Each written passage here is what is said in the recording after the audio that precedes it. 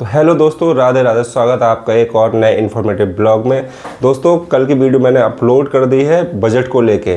मैंने उसमें बताया कि क्या क्या बजट हमारा लगता है, क्या क्या चीज़ें लगती हैं, क्या इंफ्रा लगता है, ठीक है। हर चीज़ के बारे में मैंने उसमें बताया है। उसमें क्या है, जो कॉस्ट आई थी, फिर मैंने आपको जुगाड़ भी बताई थी कैसे कैसे आप मतलब एडजस्ट कर सकते हो। शुरुआत में तो देखिए, जिनके पास पैसा है वो तो उस बजट पर जा सकते हैं, लेकिन जिनके पास पैसा नहीं है वो एडजस्ट कर सकते हैं। एडजस्ट करके ही काम चलेगा। जिनके पास पैसा नहीं है उन्हें एडजस्ट करके ही काम चलाना पड़ेगा शुरुआत में, है ना। थोड़ा स्ट्रगल करना पड़ेगा और बिना स्ट्रगल के तो लाइफ है नहीं।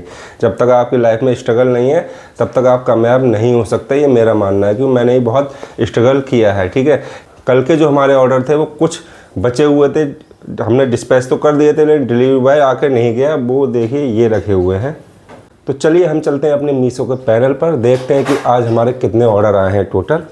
ये आगे हमारा मीशो का पैनल, 12 ऑर्डर पड़े हुए हैं, ये देखिए।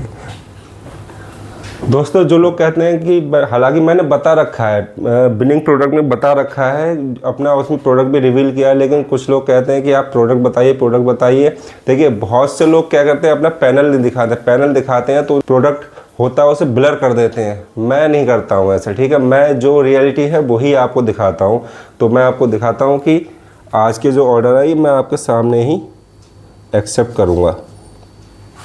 ये देखिए, accept order.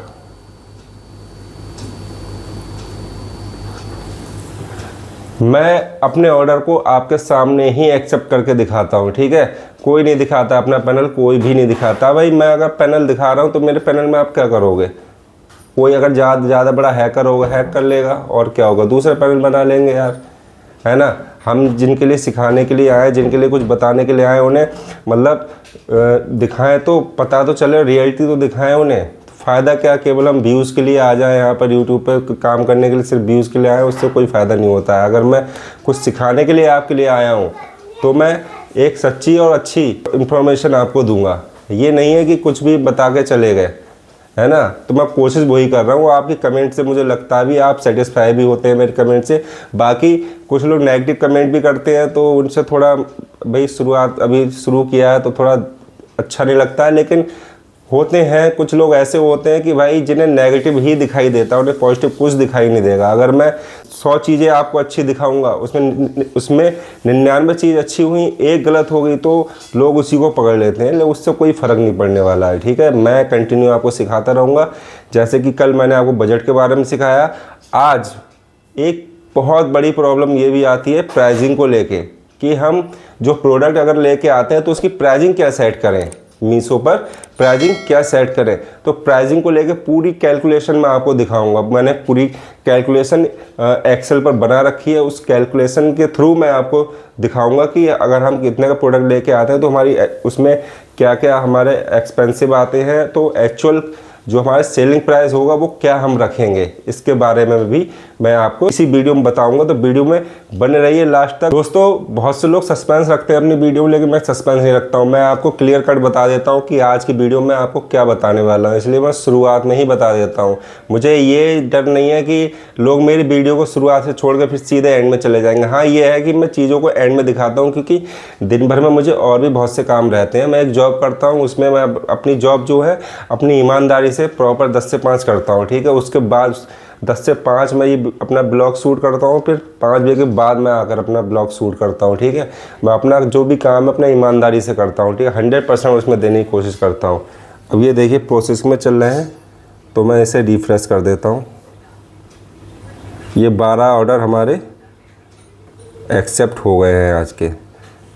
Ready to ship में देखते हैं, 20 ऑर्डर रेडी टू शिप में 20 ऑर्डर आ गए। अब आप देखिए, मैं बिना ऐड के ये ऑर्डर लेके आ रहा हूँ, तो मेरा एवरेज जैसे मैंने बताया 10-12 चलता रहता है। अब आज है सैटरडे, कल संडे, आज जो है ऑर्डर बढ़ जाएंगे और मुझे टेंशन हो रही है अपनी इन्वेंट्री की। मेरी इन्वेंट्री जो है वो ख़त्म होने वाली है भाई, अब मुझे वो मंगानी पड़ेंगी। लेकिन अच्छी बात यह है कि मेरे 2 नए प्रोडक्ट जो थे वो भी, उनके भी ऑर्डर आने शुरू हो गए, ठीक है। वो भी 2 नए प्रोडक्ट क्या हैं उन्हें भी मैं आपको दिखाऊंगा, आगे वो ही बता दूंगा।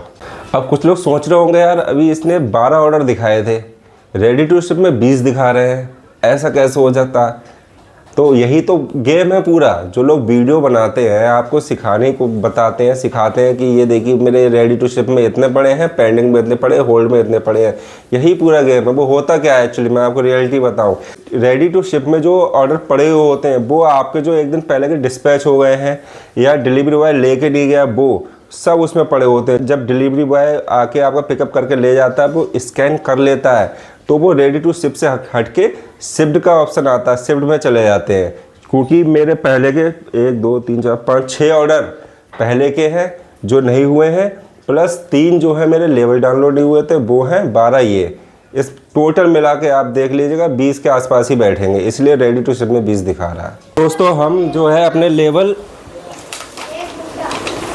तो दोस्तों देखिए लेवल निकाल के लेके आ चुका हूँ। बाकी अब मैं जो है ऑर्डरों को पैक करता हूँ और ऑर्डर पैक करने के बाद फिर मैं आपसे मिलता हूँ आज हमारे कितने ऑर्डर हैं। जैसे मैं डेली आपको बताता हूँ कि जितने ऑर्डर आते हैं उतने शिपिंग लेवल जो हमारे डाउनलोड नहीं हो पाते, यही प्रॉब्लम है। अभी मैं 4 शिपिंग लेवल के टिकट रेस मैंने किए हैं मीशो पर, बाकी 3 या 4 के मेरे पहले के थे जो अभी तक इनका प्रॉब्लम सॉल्व नहीं हो पाई है, अभी इशू सॉल्व नहीं हो पाया, बाकी ये और हो गए। ठीक है, मीशो में ये सबसे बड़ी प्रॉब्लम है, ये आपको ही फेस करनी पड़ेगी। चलिए मिलते हैं ऑर्डर को पैक करने के। तो दोस्तों आज के जो है हमारे सारे के सारे ऑर्डर जो डिस्पैच हो गए वो सक्सेसफुली डिलीवर्ड हो चुके हैं। जितने भी ऑर्डर थे कल के जो पेंडिंग थे वो भी डिलीवर्ड हो गए। आज के जो मैंने पैक किए थे वो सारे डिलीवर्ड हो चुके हैं। और अभी तक जो हमारे पैनल पर जो ऑर्डर अभी तक मुझे रिसीव हुए हैं, जैसे मैंने आपको बताया था सैटरडे संडे क्या रहता है, ज़्यादा हो जाती है ग्रोथ, ज़्यादा हो जाती है, ऑर्डर्स ज़्यादा आते हैं। तो अभी तक के मेरे जो है, अभी टाइम हुआ है 5:30, अभी तक के जो मेरे ऑर्डर आए हैं वो देखिए मैं दिखाता हूँ आपको। ये देखिए पेंडिंग में 11 ऑर्डर पड़े हुए हैं पेंडिंग में। ठीक है, डाउनलोड लेवल 7 आपको दिखा रहा होगा। क्यों? आज के जो ऑर्डर थे वो मैंने सुबह एक्सेप्ट कर लिए थे, तो मुझे लग रहा है आज जो मेरे ऑर्डर आए हैं वो लगभग 18 के आसपास होंगे ही, और ये बढ़ेंगे, लगभग 20-25 तक छुएंगे, जाके 20-25 तक ऑर्डर आ जाएंगे।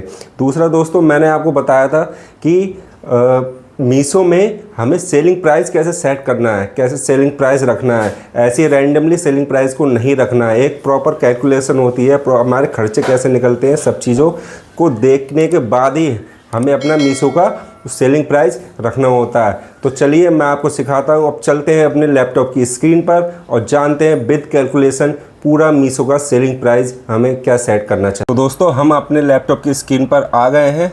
अब मैं आपको यहाँ से बताऊंगा कि हमें जो अपने मीशो पर अगर हम कोई प्रोडक्ट को सेल करने जाते हैं तो उसकी जो है प्रॉपर कॉस्ट क्या हमें रखनी है, सेलिंग प्राइस हमारा क्या रखना है। उसमें बहुत सी चीज़ें आती हैं, जैसे आपका शिपिंग चार्ज वगैरह हो गया, ठीक है, और आपका जीएसटी हो गया। हर प्रोडक्ट का अलग अलग जीएसटी होता है। तो चलिए मैं सीधे अपने लैपटॉप की स्क्रीन पर लेकर चलता हूँ आपको। ये देखिए मैंने क्या है, एक प्रॉपर कैलकुलेशन शीट अपनी बना रखी है और मैं एग्जाम्पल के द्वारा आपको प्रॉपर तरीके से समझाने की कोशिश करूँगा। एग्जाम्पल के तौर पे हम ले लेते हैं, ये मैंने बना रखा है, आप इस पे ध्यान मत दीजिए, मैं आपको अलग तरीके से बना के दिखाता हूँ। ये मैं कॉपी कर लेता हूँ, मैंने इधर कॉपी कर लिया। ध्यान से देखिएगा, ध्यान से समझिएगा आप लोग। मान लीजिए हम एग्जाम्पल ले लेते हैं एक मोबाइल के होल्डर का, एक जो मैं भी सेल करता हूँ मोबाइल होल्डर। मोबाइल होल्डर का हम एक एग्जाम्पल ले लेते हैं। आप इसी तरीके से इसी एग्जाम्पल को सेट करके आप जो है अपना जो भी प्रोडक्ट आप सेल करना चाहते हैं उस हिसाब से आप अपना तय कर सकते हैं। अब मान लीजिए हम मार्केट गए, दिल्ली में हमने जो मोबाइल होल्डर जो मिलता है लगभग 44 रुपये, 45 रुपये, 50 रुपये मान लीजिए। मैं जो लेके आया हूँ मुझे लगभग 45 रुपये पड़ा है। तो अगर आप चाहो तो मैं प्रोडक्ट प्राइस 100 रुपये रख सकता हूँ, चाहो तो जो जिस प्रकार से मैं सेल कर रहा हूँ जितने का मैं लेके आया हूँ उतना कर सकता हूँ। तो मैं एक एग्जाम्पल के तौर पे मान लेता हूँ, आप अपने हिसाब से कर लीजिएगा। बाकी कोई प्रॉब्लम आए तो आप कमेंट खुला है आपके लिए, मैं तैयार हूँ आपके सवालों का जवाब देने के लिए। लोगों का क्वेश्चन आया था कि जीएसटी आप कैसे किस में क्या सेट होती है। तो सिंपल सा करना है, आपको गूगल पर आ जाना है, लिख देना है मोबाइल होल्डर जीएसटी। ये देखिए 18% आ गया मोबाइल होल्डर रेट, और 18% GST rate is divided equally into the state GST. ठीक है, मोबाइल ये आ गया mobile with in same state. ठीक है, तो 18% हमारी जीएसटी लगती है। चलिए 45 रुपये का दोस्तों हम प्रोडक्ट लेके आए, इस पर हम 18% जीएसटी लगाते हैं। Is equal to 45 into 18%। 8 रुपये जो है हमारी जीएसटी इस पे जाएगी। अब जीएसटी का क्या रोल होता है?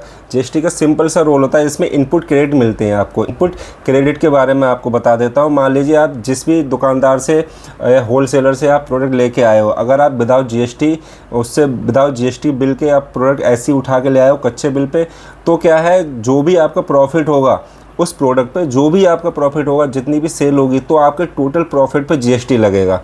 ठीक है, क्लियर है। दूसरी चीज़ क्या है, अब मान लीजिए आप जहाँ से प्रोडक्ट उठा के लेके आते हो, आप उसको जीएसटी पे करते हो, उससे जीएसटी वाला बिल लेते हो, तो आप क्या गवर्नमेंट को आधी जीएसटी दे चुके होते हो। गवर्नमेंट आपसे आधी जीएसटी ले चुकी होती है, तो सिर्फ आपको जो आपकी सेल होती है उस हिसाब से, जो भी आपकी सेल होगी उस हिसाब से आपको आधी जीएसटी पे करनी होती है, वो ऑटोमेटिकली काट ली जाती है। अब क्या है, अब इसे हम प्लस करेंगे। 45 रुपये प्लस 8 रुपये जो हमारी जीएसटी लगी, तो ये हमारा कितने पड़ा? 53 रुपये का अभी हमारा प्रोडक्ट पड़ गया। अभी ये इसका एक्चुअल कॉस्ट अभी निकल के नहीं आई है। अब आप जाओगे वहाँ पे, मान लीजिए फिजिकली जाओगे, आपका किराए का भी खर्चा होगा। ठीक है, लेबर ट्रांसपोर्टेशन में भी जो आपका जाएगा, तो मैं एक प्रोडक्ट पे 5 रुपये मान लेता हूँ। ठीक है, क्वांटिटी तो मैं आप लेके आओगे लगभग 100 या 200 के आसपास तो लेके ही आओगे, तो 100 मैं ऐसा करता हूँ, सिंपल 100 से आपको समझाता हूँ, 100 से समझाता हूँ। ठीक है, 100 रुपये का मोबाइल होल्डर आप लेके आए, इसमें 18% आपकी जीएसटी लगी, 18 रुपये। अब क्या करना है आपको, ये 100 रुपये प्लस 18 रुपये जीएसटी, ये हो गया एक्चुअल प्रोडक्ट कॉस्ट। अब हमारी आई है 118 रुपये। 118 रुपये में अब आप जब लेके आए हो तो खुद गए होगे तो भी किराया खर्च हुआ होगा, एक्सपोर्टेशन से लेके आए हो तब भी किराया खर्च हुआ, तो हम 5 रुपये मान लेते हैं ट्रांसपोर्ट का, क्योंकि 100 क्वांटिटी में है, ये 100 क्वांटिटी में आप लेके आए हो। दूसरा अब क्या है, अब हमें जोड़ना है एक्चुअल प्रोडक्ट कॉस्ट प्लस 5 रुपये जो हमारा लेबर चार्ज है वो, तो हम करेंगे इजिकल टू 118 प्लस 5 रुपये। ये तो ये टोटल लैंडिंग कॉस्ट जो हमारी हुई, अब ये टोटल हमें पड़ा है 123 रुपये का। ठीक है, 100 रुपये का जो प्रोडक्ट था वो हमें 123 रुपये का फाइनल प्रोडक्ट हमारा पड़ गया है। परचेज क्वांटिटी हमने क्या रखी है, 100 क्वांटिटी में हम लेकर आए हैं। अब टोटल लैंडिंग कॉस्ट हमारे घर तक कितने की आएगी, अभी भी ये फाइनल नहीं हुआ है। टोटल लैंडिंग कॉस्ट हम देख लेते हैं, हम जोड़ेंगे इजिकल टू दिस इंटू 100, लगभग 12,300 रुपये का माल आप जो है लेके आए हैं अपने घर पे। अब क्या करना है हमें, अब अपना प्रॉफिट जोड़ना है इसमें। प्रॉफिट मान लीजिए हम इस पे ले लेते हैं 60 रुपये, 60 रुपये प्रॉफिट ले लेते हैं। अब आपका पैकेजिंग चार्ज भी होगा, उसमें कुछ आरटीओ भी होगा, कुछ कस्टमर रिटर्न भी होगा। कहने का मतलब ये है, जैसे एक कमेंट भी आया था कि अगर आप प्राइस सेट नहीं कर रहे हो तो एक आरटीओ, एक कस्टमर रिटर्न में आपके 3 प्रोडक्ट के बराबर प्रॉफिट चला जाता है। ठीक है, इसीलिए हम क्या करते हैं, ये लिखा है पैकेजिंग चार्ज, CR मतलब कस्टमर रिटर्न, आरटीओ जो आपका आरटीओ से वापस आता है, प्लस ऐड, हम टोटल मैं मान के चलता हूँ 40 रुपये। 40 रुपये ये हमने ले लिया। अब क्या करना है, हमें कैसे कैलकुलेशन करनी है, अब हमें जोड़ना है 123 रुपये जो लैंड कॉस्ट हुआ वो, प्लस 60 रुपये हमारा प्रॉफिट, प्लस 40 रुपये जो हमारे अदर चार्जेस हैं वो, तो टोटल 123 रुपये आपका फाइनल मीशो सेलिंग प्राइस आया। इस प्राइस को आप चाहो तो अपने हिसाब से सेट कर सकते हो। ठीक है, मैंने आपको बता दिया, एक आइडिया आपको दे दिया कि ऐसे रैंडमली हमको नहीं डाल देना। 223 रुपये हमारा जो प्रॉफिट निकल के आया है।